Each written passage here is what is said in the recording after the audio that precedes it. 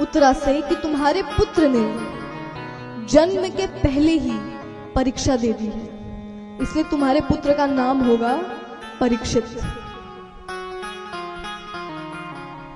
तो जब परीक्षित महाराज का जन्म हुआ, वो जब बड़े हो गए तो उन्हें राजा बनाकर पांडवों ने महाप्रस्थान किया, जिसे स्वर्ग की यात्रा कहते हैं, स्वर्ग की सीढ़ी, वहां उन्होंने प्रस्थान किया। अब जब परीक्षित जी राजा बन गए, वो बहुत अच्छे राजा थे, बहुत अच्छे।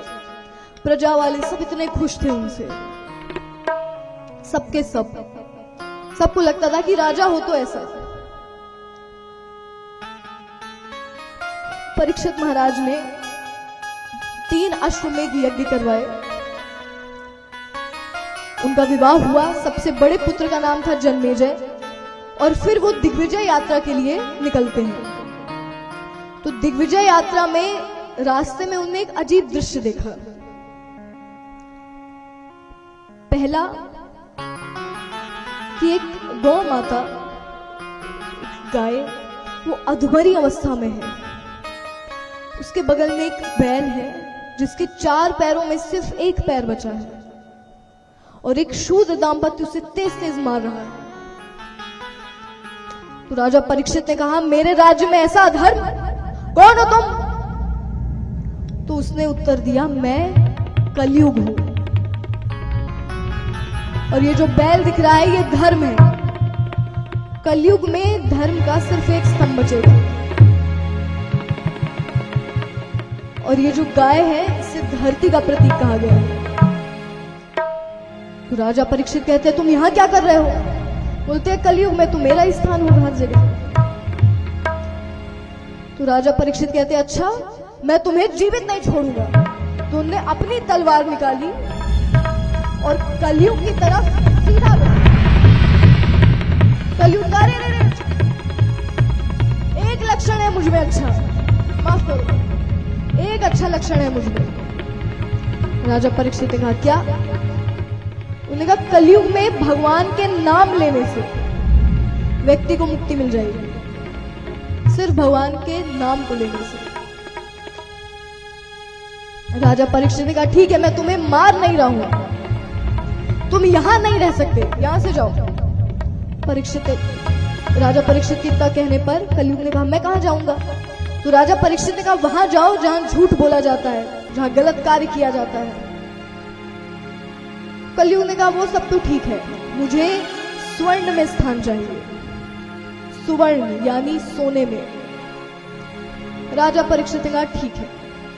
अब उस समय महाराज परीक्षित ने जो मुकुट पहना था वो जरासंध का मुकुट था, और धन में स्थान का मतलब ये नहीं, जितनी भी अवैध संपत्ति है जो किसी को दुख देने से आप लेते हैं, उसमें कलयुग का वास है। तो जो मुकुट उन्होंने पहना था, उन्हें तो पता नहीं था, वो जरासंध ने दूसरों को लूट कर बनवाया था। तो देखा जाए तो कलयुग ने मस्तक पर प्रवेश कर लिया। अब कर लिया तो उनको वैसे ही ख्याल आने लगे। तो जिनने कभी कुछ गलत नहीं किया, आज राजा परीक्षित पहली बार कहते हैं, मुझे शिकार करना है। पहली बार वो शिकार करने के लिए गए। अब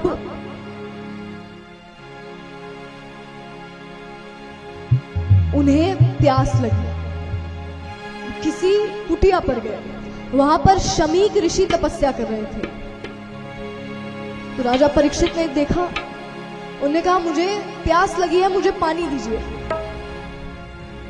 अब क्योंकि वो तो ध्यान में है, तो उन्हें सुनाई नहीं दिया कि कोई कुछ कह रहा है, उन्हें ध्यान नहीं दिया। अब क्योंकि देखिए मस्तक पर कलयुग का प्रभाव है, राजा परीक्षित कहते, अच्छा ये ध्यान वगैरह नहीं है, ये नाटक है, ये दिखावा है, कुछ ध्यान वगैरह नहीं हो रहा है।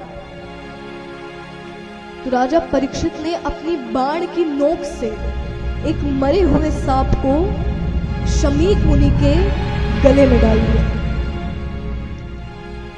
अब ये दृश्य, अब कुछ भी कहो, था तो गलत ही, ये दृश्य एक शिष्य ने देखा, उनके शिष्य ने जाके पुत्र को बताया, श्रृंगी ऋषि को, और श्रृंगी ऋषि ने बिना सोचे समझे कहा, जिसने भी ऐसी हरकत की है मैं श्राप देता हूं, आज से 7 दिन के अंदर तक्षक नाग के डसने से उसकी मृत्यु हो जाएगी। तक्षक नाग के डसने से उसकी मृत्यु हो जाएगी, आज से 7वें दिन। अब देखिए, श्राप तो मिल गया। अब राजा परीक्षित तो चले गए, उन्हें तो पता नहीं है क्या हुआ।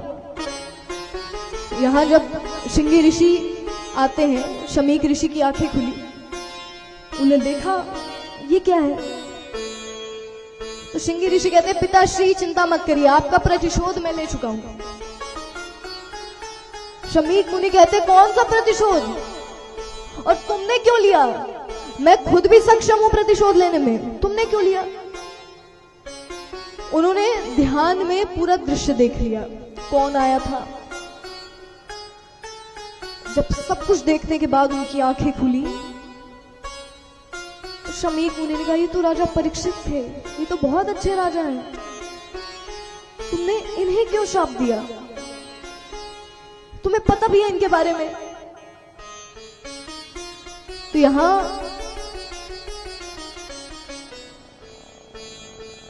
श्रृंगी मुनि कहते, नहीं मुझे पता तो नहीं उनके बारे में। तो शमीक मुनि कहते, तो सब पता नहीं है तो कैसे शाप दिया तुमने? किसी के बारे में जान तो लेते, फिर कहते कि वो अच्छा है या बुरा। जब पता नहीं है कि वो कैसे हैं और तुम अपने हिसाब से धारणा बना रहे हो, अच्छा है वो गलत है। तुमने कहा अब क्या किया जाए? तो मुनि ने कहा कि अब गलती सुधारो, और क्या करोगे? जाओ उनसे बताओ। तो रातों रात, अब वो तो नहीं गए, पर शमीक मुनि जाते हैं और उनके महल पहुंचकर उन्हें द्वारपालों से कहा कि मुझे महाराज से मिलना है। द्वारपालों ने कहा नहीं जाने दे सकते। तो मुनि कहते, अरे उनके प्राणों की बात है, मुझे जाने दो। तो डर कर द्वारपालों ने रास्ता दिया। शमीक मुनि जाते हैं, राजा परीक्षित ने देखा। अब देखिए, जब राजा परीक्षित पहुंचे अपने महल, तो उन्हें बहुत अफसोस हुआ, मैंने गलत किया, मैंने जो किया वो सही नहीं था। और जब उनने शमीक मुनि को अपने सामने देखा, तो वो कहते हैं, अरे मुझे माफ कर दीजिए, मैंने आज आपके साथ बहुत गलत किया, मेरी ऐसी मंशा नहीं थी, मुझे माफ कर दीजिए।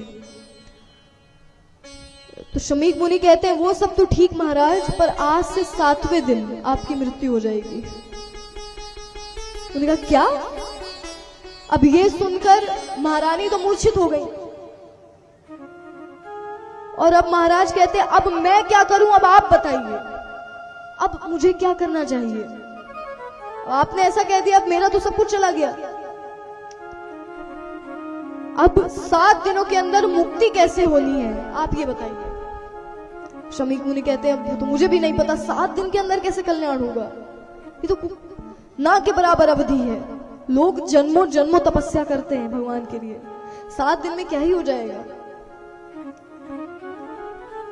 अब देखिए, क्योंकि महाराज परीक्षित बहुत अच्छे थे, तो जितने भी ऋषिगण हैं, मंत्रीगण हैं, वो सब आ जाते हैं और सोचते हैं कि अब हम क्या करें जिससे महाराज का भला हो सके।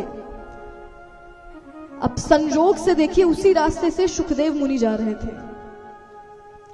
सुखदेव मुनि वहां पहुंचते हैं, उन्हें जब सब कुछ पता चला ऐसा ऐसा है, सुखदेव मुनि कहते हैं, मैं कर सकता हूं तुम्हारा 7 दिन में कल्याण। उन्होंने कहा कैसे?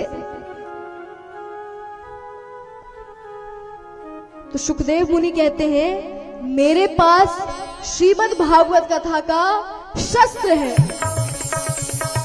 और मैं 7 दिन के अंदर कल्याण कर सकता हूं। बोलिए श्रीमद् भागवत महापुराण की जय हो। तो सबने कहा सच में? उन्होंने कहा हाँ। तो यहां सुखदेव मुनि बैठते हैं व्यासपीठ पर, सामने राजा परीक्षित, भगवान